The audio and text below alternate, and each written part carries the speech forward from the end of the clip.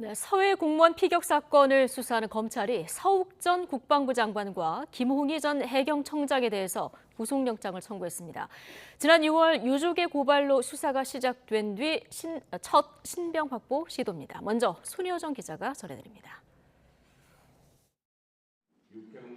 검찰이 서욱 전 국방부 장관과 김홍희 전 해양경찰청장에 대해 구속영장을 청구했습니다. 두 사람 영장 청구서에 적시된 혐의는 직권남용과 허위 공문서 작성 등으로 서 전 장관에겐 공용전자기록 손상 혐의도 적용됐습니다.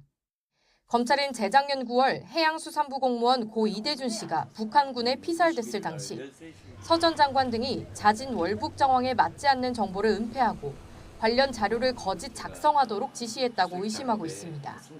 특히 서 전 장관은 대북 감청 정보 등 월북 정황에 어긋난 군사 기밀을 군사통합정보처리체계 밈스에서 삭제하고 합참 보고서에 거짓 내용을 쓰도록 지시한 혐의를 받고 있습니다. 감사원도 최근 이 씨 피살 이튿날 청와대 관계장관 회의가 끝나고 서 전 장관 지시에 따라 군 첩보 관련 보고서 60건이 삭제됐다는 감사 결과를 발표했습니다. 당시 이대준 씨 실종 수사를 지휘했던 김 전 청장은 부당하게 월북으로 단정한 수사 결과를 발표했다는 의혹을 받고 있습니다.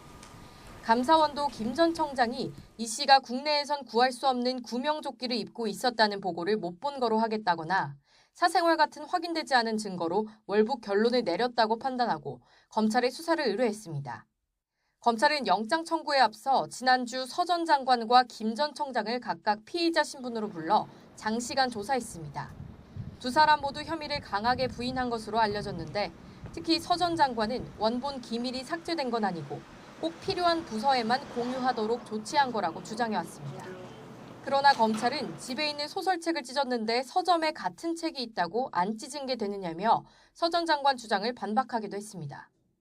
검찰이 지난 6월 유족 등 고발로 이번 수사에 착수한 이후 핵심 인물 신병 확보에 나선 건 서 전 장관과 김 전 청장이 처음입니다. 검찰은 서 전 장관과 김 전 청장을 서해 피격 사건 윗선 수사의 길목으로 보고 있습니다. 두 사람의 신병 확보 여부가 검찰 수사의 분수령이 될 전망입니다. YTN 손효정입니다.